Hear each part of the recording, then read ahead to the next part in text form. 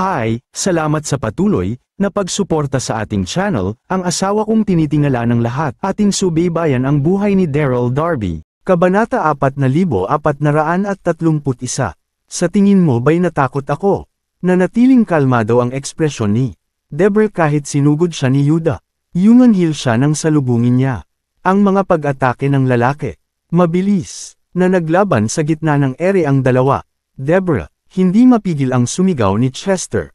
Sa pag-aalala, sobrang makapangyarihan ng Fiendmartyr. Pakiusap, mag-iingat ka. Sa parehong sandali, may pag-aalala sa mga tingin ni Chester. Nakipaglaban na siya kay Yuda kaya alam na niya kung anong dapat niyang gawin. Subalit mukhang walang kinakatakutan si Deborah. Magaan itong sumagot. Huwag kang mag-alala, kapatid na Chester. Nilikom ni Deborah ang kanyang internal na enerhiya para gawin ang galaw ng Hidden Hero Sect. Sabay na sumabog ang malakas ng aura at pumulibot ito sa paligid. Magmula noong maging Sect Master si Deborah ng Hidden Hero Sect, ginugol niya ang lahat ng kanyang oras sa pagkuha sa lahat ng magagandang kakayahan ng sekta. Naging tila imposible ang kanyang lakas. Mabilis na lumundag sa ere ang dalawa. Mukhang tila balahibo sa gun.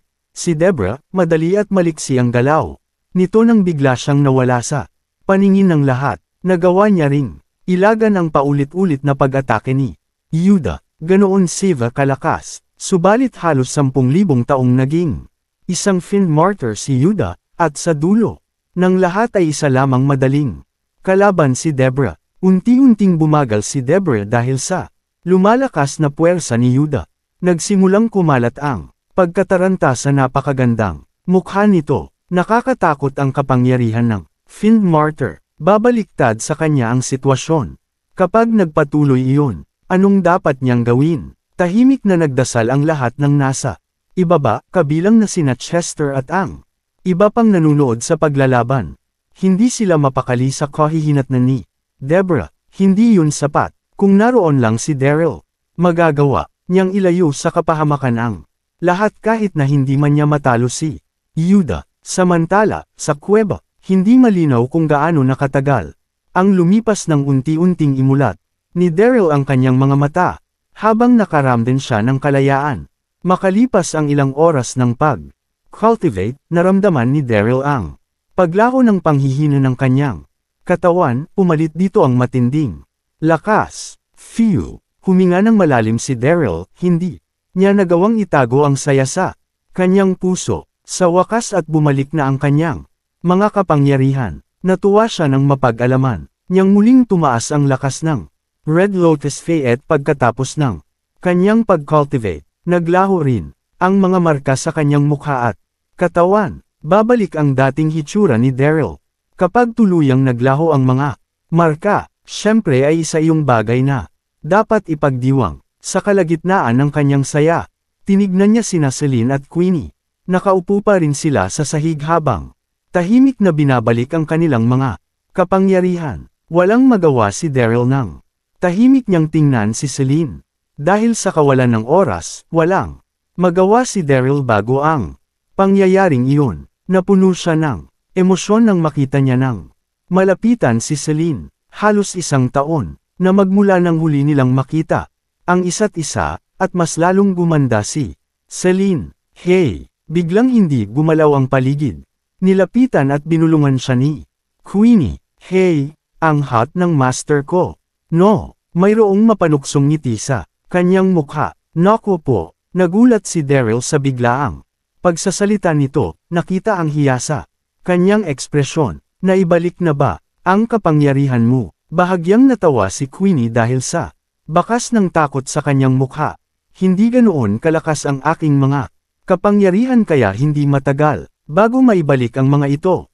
Hindi mabasa ang ekspresyon sa mukha ni Queenie nang magpatuloy siya sa pagtatanong. Bayaw, nagkaroon kayo ng pastahan ng aking master na gagawin mo siyang asawa kapag naging isa kang hari. Nangyari ba talaga iyon?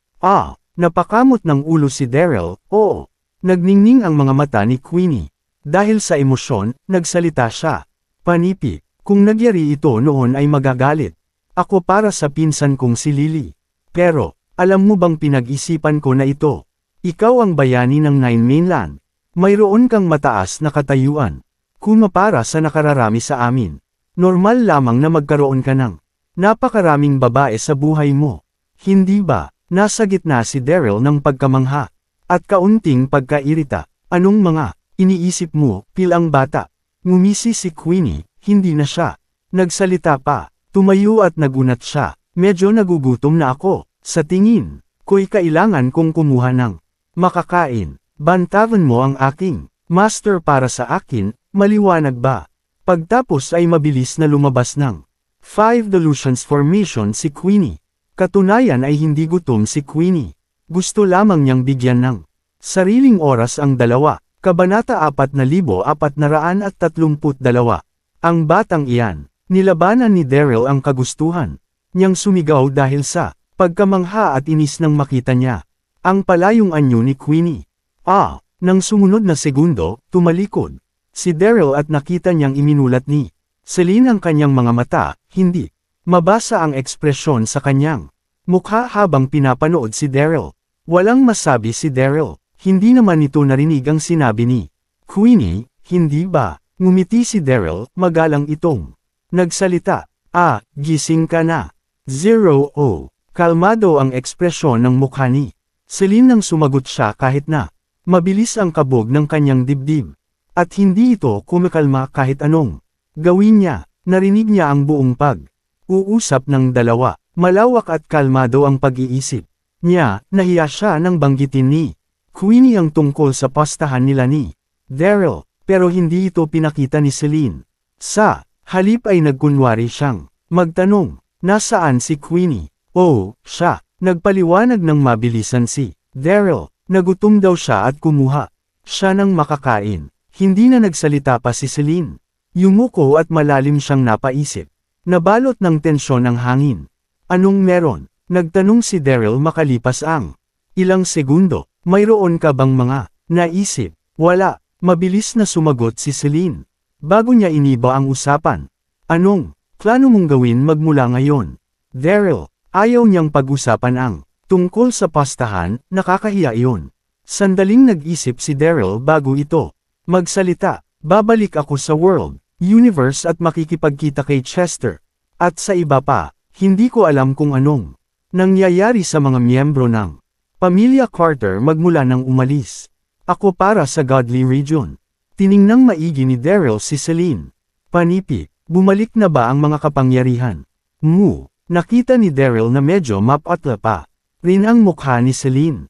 Malinaw na, kinulong ang babae sa Maple Courtyard ng ilang araw at labis na naapektuhan ang kanyang mga kapangyarihan. Ayos lang ako, bahagyang namula ang mukha ni Celine. Awkward ang tono ng kanyang pananalita. Hindi pa sila tuluyang gumagaling pero maayos na ang kalagayan ko ngayon. Nanatiling nakayuko ang babae, ayaw niyang salubungin ang mga tingin ni Daryl. Gustong manatiling kalmado ni Celine. Pero bumilis ang tibok ng kanyang puso kapag naaalala niya ang tungkol sa pastahan nila ni Daryl. Mukhang may napagtanto si Daryl nang makita niya ang tingin sa mukha ni Celine. Ngumiti ito, kaya paniguradong narinig ni Celine kung anong sinabi ni Queenie, dahilan kung bakit siya nahihiya. Sinong aakalang maaaring mahiya ang isang marangal na pianista, kasi mas lalong namula si Celine sa mga titig ni Daryl. Kinagat niya ang kanyang labi at bamulong. Babalik ako sa pag-cultivate. Pinagpatuloy niya ang pag-Indian sit sa sahig ay pumikit para muling mag-cultivate. Hindi kailangang magpatuloy sa pag-cultivate ni Celine. Wala siya sa sitwasyong makakapagpagaling siya ng madalian, pero wala siyang ibang magagawa. Walang paraan para harapin si Daryl ng ganoon.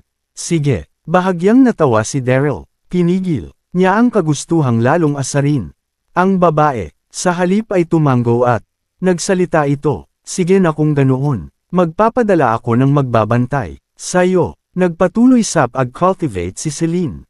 Tumayo sa isang gilid si Daryl. Tumahik sa buong kuweba. Umupo si Celine habang tila payapa ang ekspresyon sa kanyang mukha. Pero hindi niya mapigil ang maisip si Daryl. Totoong naging emperor ng Westrington si Daryl, kaya, nangangahulugang kailangan niyang tuparin ang kanyang pangako at gawing asawa ang babae, pero bayaw ni Queenie si Daryl. Hindi, ba't magiging isang malaking kamalian kapag naging asawa siya? Nito, mabilis na yumandar ang isip ni Celine. Nang lumaki ang kanyang pag-aalala, tuluyan niyang nakalimutan na dapat ay nagko-cultivate siya at mapanganib ang pagbali sa atensyon. Sa kalagitnaan ng pagko-cultivate, wala pang 10 minit nang manginig ang anyo ni Celine, namutla ang kanyang anyo at namuo ang pawis sa kanyang noo. Hindi niya magawang kumalma at ituon doon ang atensyon. Iyon ang mga maaaring mangyari. Hindi mapigilan ni Celine ang pagkataranta, subalit mas lalong nagiging magulo ang kanyang internal na enerhiya habang mas kinakabahan siya. Sa wakas, hindi na nakapagpigil pa si Celine. Ilang beses siyang dumaing, habang tila bola na nanginginig sa sahig. Kita sa kanyang mukha na nasasaktan siya. Anong nangyayari? Gulat na gulat si Daryl. Dali-dali, siyang nagtanong. Anong mali? Kabanata 4433. Naglakad palapit si Daryl habang nagsasalita para tulungang makatayo. Si Celine. Nakita ni Daryl na tila mawawala sa sarili si Celine. Malinaw na nawala ang kanyang atensyon habang nagko-cultivate. Ayos lang ako, subalit muling nanginig ang babae. Bago pa makalapit sa kanya si Daryl, pinahinto niya ito. Hindi mo ako kailangang tulungan. Magiging maayos ang kalagayan ko basta't hindi ako magmamadali. Nahirapan siyang umupo ng maayos nang magsalita siya. Sobrang natarante si Celine. Sila lamang dalawa ni Daryl ang naroon at mayroong mga ipinagbabawal na gawain kapag nagdikit ang babae't lalaki. Matalinong lalaki si Daryl, kaagad niyang nabasa ang isip ni Celine. Wala siyang magawa ng magbuntong. Hininga siya. Bakit sobrang may pakialam si Celine sa mga opinyon ng iba at formalidad? Sa mga oras na iyon, pagtapos ay nagtanong si Daryl. Panipi, sigurado ka bang ayos ka lang? Medyo mapanganib ang mawala sa sarili at hindi kaya ng halos lahat ng tao ang pagdaanan nila ito. Kasi, kinagat ni Celine ang kanyang labi. Nang tumanggaw siya habang determinado ang ekspresyon sa kanyang mukha, magiging maayos ang kalagayan ko. Huwag kang mag-alala. Habang narinig sa ere ang mga katagang iyon, ipinikit ni Celine ang kanyang mga mata at sinubukang paandarin ang kanyang internal na enerhiya para pigilan ang mga senyales ng pagkawala sa sarili. Pero, huli na ang lahat. Hindi maganda ang pagkapula ng mukha niya nang maramdaman niya ang pagdaan ng hindi makontrol na init sa kanyang katawan. Sinundan ito ng sinag ng maliwanag na araw na nagpakita sa kanyang elixir field. Iyon ang Heart Devil Flame. Nagulat sa pag-aalala si Daryl nang magsimula siyang mataranta. Hindi isang estranghero si Daryl sa Heart Devil Flame. Iyon ang apoy na nabuo mula sa elixir field ng isang cultivator. Kapag nawawala sila sa sarili, nag-evolve ito mula sa kakanyahan ng isang cultivator. Iba ang Heart Devil Flame kumpara sa pangkaraniwang apoy. Kapag nabuo, ito ay kailangan nitong matulak palabas sa lalong madaling panahon. Kundi ay masisira ng mataas ng temperature ang elixir field at ang also, magdudulot ito ng pagkamatay.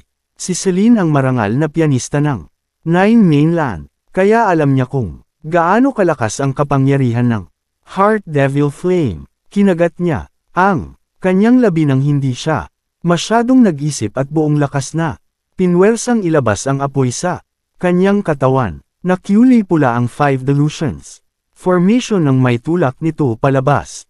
Ang apoy, sa parehong sandali, nasunog at nagpira-piraso ang suot na bestida ni Celine. Sa wakas at nawala ng lakas si Celine.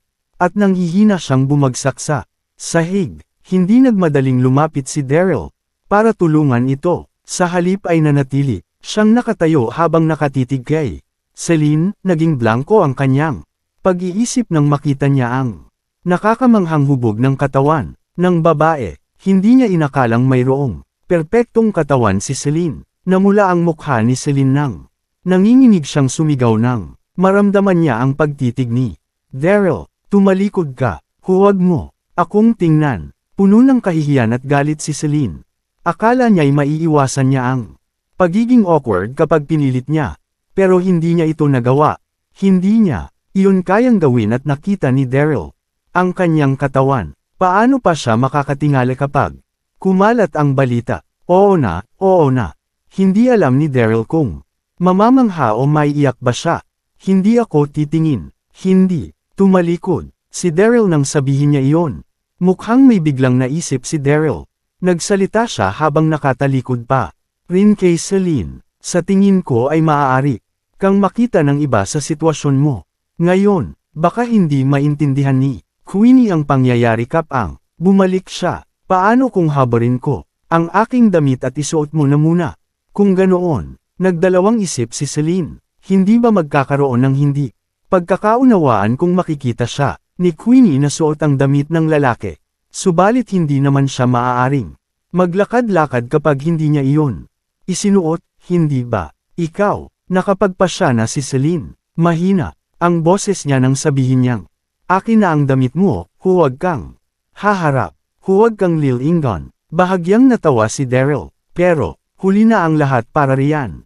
Sige na, isuot mo na ito. Hinagis niya ang kanyang damit sa babae nang magsalita siya. Og, hindi talaga nagseseryoso si Daryl. Hindi mapigilan ni Celine ang kanyang inis. Pero hindi siya nagsalita, kaya mabilis niya na lamang isinuot ang damit. Kabanata 4434.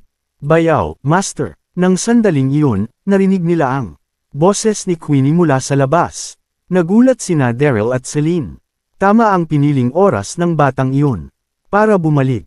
Tatawagan na sana ni Daryl si Queenie para pabalaikan ito maya-maya, pero huli na ang lahat. Master, kalmadong pumasok sa kuweba si Queenie. Mabilis siya huminto sa kanyang nakita. Nakatayo sa isang gilid ang walang pang-itaas na si Daryl habang awkward ang ekspresyon sa mukha nito. Suot naman ng kanyang master na si Celine ang kanyang damit. Medyo namumula ang mukhang babae. Nang inag ang kanyang utak at namula rin ang kanyang mukha. Ginawa iyon ng kanyang bayaw at ng kanyang master. Mabilis silang kumilos. Queenie, litrato ng kahihiyan ang ekspresyon ng mukha ni Celine. Dali-dali siyang nagpaliwanag bago pa magtanong ng kung ano-ano si Queenie. Hindi iyon tulad ng iniisip mo. Muntik na akong mawala sa sarili at sinunog ng heart. Devil flame ang aking damit. Dahilan kung bakit binigay sa akin ng iyong bayaw ang kanyang damit. Napunta sa lagay ng desperasyon si Celine. Ito na nga't nagkatotoo na ang mga bangungot niya. Naipit siya sa labis na nakakahiyang eksena. Grabing kahihiyan ito. Sumingil din si Daryl. Tama, wala kaming ginagawang kahit ano. Huwag mo itong pag-isipan, batang dilag. Mawawala sa sarili. Sandaling huminto si Queenie bago nakita ang ngiti sa kanyang labi. Naiintindihan ko. Magkukunwari na lamang akong walang nakita. Makabuluhan ang tingin ni Queenie kay Daryl. Nagsalita siya gamit ang mahinang boses. Mga pagbati, bayaw. Sa tingin ko ay dapat na tayong kumilos. Maghihintay ako sa inyo sa labas. Dali-daling lumabas si Queenie at hindi na nito hinintay na sumagot ang dalawa. Sigurado siyang may nangyari sa dalawa, pero nahihiya siguro ang mga itong umamin. Kaya gumawa na lamang sila ng kwento tungkol sa pagkawala sa sarili. Hindi alam ni Daryl kung matatawa. Maiiyak ba siya? Walang paraan para makalabas siya sa iniisip nito. Nahiya si Celine. Mukha itong maiiyak. Nang tingnan niya si Daryl. Kasalanan mo ang lahat ng ito. Paano ko ito naging kasalanan? Hindi ako malalagay sa pagkawala sa sarili kung hindi lamang dahil sa'yo. Pero hindi kita inantala habang nag-cultivate ka. Basta, kasalanan mo ito. Kumalma si Celine pagtapos niyang makipagtalo. Umalis na sila ni Daryl. Sa kuweba, bayaw, master, nakangiti silang nilapitan ni Queenie. Pagkalabas nila, sumulyap ito kay Celine bago tumingin kay Daryl. Panipi, saan ang susunod ninyong destinasyon? Huminga ng malalim si Daryl at tumingin siya sa paligid. Kung tama ang aking naaalala, kailangan nating makalampas sa mga bundok, maglakad sa layong 10 kilometro, at mararating natin ang Thunderfire Gate. Mayroong utang na, pabor sa akin ang tagabantay na si Cumulonimbus Y. Ilang taon na ang nakalipas. Pumunta tayo roon. Sinulyapan niya si Celine at nagsalita. Panipi, nawala sa sarili ang iyong master. Imposibleng maibalik niya ang kanyang mga kapangyarihan sa maikling oras. Kailangan nating ani ng ilang kayamanan para makagawa ng pil. Kailangan natin magtanong kay Cumulonimbus. Mukhang malaki ang tiwala ni Daryl. Hindi niya nakita si Cumulonimbus nang maraming beses, pero magkasama silang nakipaglaban. Maraming taon na ang nakalipas. Noong sinakop ng Roxy sa tribe ang Nine Mainland, pero kahit na iilang beses lang silang nag-usap, sigurado si Daryl na si Cumulonimbus ang klase ng tao na 10 beses isusukli ang ibinigay na kabaitan sa kanya.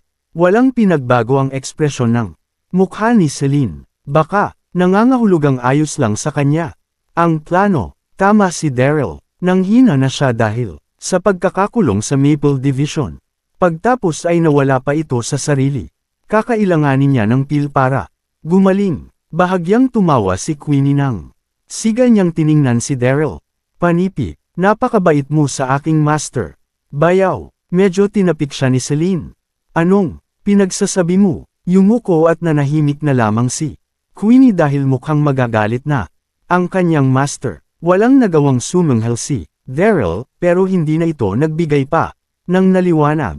Alam niyang nakapagpasya na si Queenie sa kung anong iisipin nito dahil sa nakita nito, at ayaw na niyang gumawa pa ng mabibigat na bagay para lang baguhin ang isipan ng babae. Makalipas ang ilang minuto, naghanda si Daryl para pumunta sa direksyon ng Thunderfire Gate. Kabanata 4435. Sa wakas at narating din nila ang Thunderwind Town makalipas ang mahigit 1 oras na paglalakbay.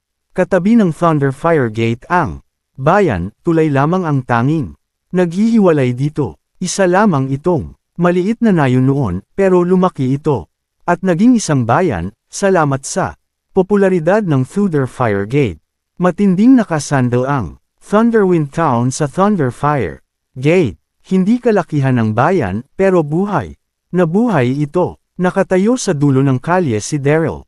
Hindi niya mapigil ang mamanghasa. Abalang bayan na nasa kanyang harapan. Sinong mag-aakalang mayroong lugar kung saan may napakadaming tao sa lokasyong napakalayo, walang kahit isang gwardya o sundalo sa paningin. Sa halip ay mayroong napakaraming alagad ng Thunderfire Gate na nagpatrolya at pinanatili ang kaligtasan ng bayan. Pagtapos niyang mag-obserba ay dinala na niya ang 2 babae sa butik para makapagpalit ng damit. Pinagsuot niya rin ng maskara ang mga ito. Isang mataas na tao si Celine kumpara sa ibang mga cultivator. Hindi makabubuti sa kanya kapag may nakakita at nakakilala sa kanya sa ganoong kalagayan. Nagpunta sila sa Thunderfire Gate. Pagtapos nilang magpalit ng mga bagong damit, isang malawak na bakuran ang altar ng Thunderfire Gate. Mayroon itong 3 entrada na balot sa mga halaman, nagdala ng kasariwaan at kapayapaan sa paligid ang 1,000 taong mga puno sa bakuran. Huwag kayong gagalaw. Kaagad silang pinalibutan ng maraming alagad na nagbabantay sa gate nang marating nila ang entrada. Malamig na nagsalita si Daryl. Sino kayo? Iyan ang altar ng Thunderfire Gate at hindi namin mabilis pinapayagan pumasok ang sinuman dito. Iyon ay si Cory Dre, siya ang sect master at ang huling alagad ni Cumulonimbus Y. Mayabang si Cory dahil sa kanyang posisyon. Nagtanong si Cory ng sulyapan niya. Sina Celine at Queenie, napakagaganda at sexy ng mga dilag. Na iyon, naisip ni Cory, malinaw na hindi makamundo ang ganda ni Celine at Queenie kahit na nakasuot ng maskara ang dalawa at tanging mga mata lamang ang nakikita. Ngumiti at casual na nagsalita si Daryl. Pakipasa ng mensaheng ito sa inyong sect master. Pakisabi sa kanya na nandito ang matagal na niyang kaibigan para bumisita. Matagal ng kaibigan. Kumunat ang noo ni Cory nang tingnan niya si Daryl mula ulo hanggang paa. Ikaw, matagal nang Kaibigan ng sect master. Anong ibig sabihin niyan? Tumango si Daryl bilang sagot. Sumanghal si Cory dahil sa inis. Human Hill ito. Sinong niloloko mo at sinusubukang paniwalain sa basurang pinagsasabi mo? Ayaw mo na bang mabuhay? Bakit hindi ka man alamin? Hindi magkakaroon ng isang kaibigang tulad mo ang sect master. Sunod-sunod ang insultong sinabi ni Cory kay Daryl. Balot sa maskara ang mukha ng lalaking nasa kanyang harapan at mayroon din itong kulay crimson na buhok. Malinaw kay Cory na hindi isang mabuting tao si Daryl na maaaring isa itong sinungaling sa mundo ng mga cultivator. Hindi na nagsayang pa ng hininga si Cory kay Daryl nang kumuwi ito at sumenya sa mga alagad. Pabagsakin ang lalaki at dalhin siya sa ating sect master. Kaagad na inipit ng mga alagad si Daryl at tinali ito gamit ang lubad. Hindi nagpumigla si Daryl. Mabubunyag ang katotohanan sa kanya kapag nakita siya ni Cumulonimbus. Samantalang galit naman sina Celine at Queenie. Hindi sila makapaniwala kung gaano kayabang si Cory nang pagbuhatan niya ng kamay. Si Daryl kahit na inanunsyo nito na kaibigan siya ng kanilang sect master. Pumunta si Queenie sa harap ni Daryl at Human Hill sa mga alagad. Mga walang respetong tao, ganito nyo ba tretuhin ang inyong mga bisita? Kumunat ang noo ni Celine dahil sa galit, handang umatake sa mga ito. Ayos lang, hindi inaante ni Daryl ang sagot ni Cory bago siya nakangiting nagsalita. Manatili ka sa posisyon mo at hintayin ako, babalik ako maya-maya. Pinagaan ni Daryl ang loob ng dalawa at sumenyas na kumalma. Nagkatinginan sina Celine at Queenie. Nang marinig nila si Daryl, bantayan niyo sila. Nagutos si Cory sa mga alagad at hinayla niya si Daryl papuntang bakuran. Ikaw, tumitig si Cory kay Daryl nang sabihin niyang, magiging mahirap ang pagkamatay mo kapag napatunayan namin na hindi ka kaibigan ng aming sect master. Marami nang nagtangkang manloko sa amin sa nakalipas na mga taon at nagkunwari ang mga ito bilang kaibigan ng sect master, wala sa kanila ang nakalabas ng buhay. To be continued.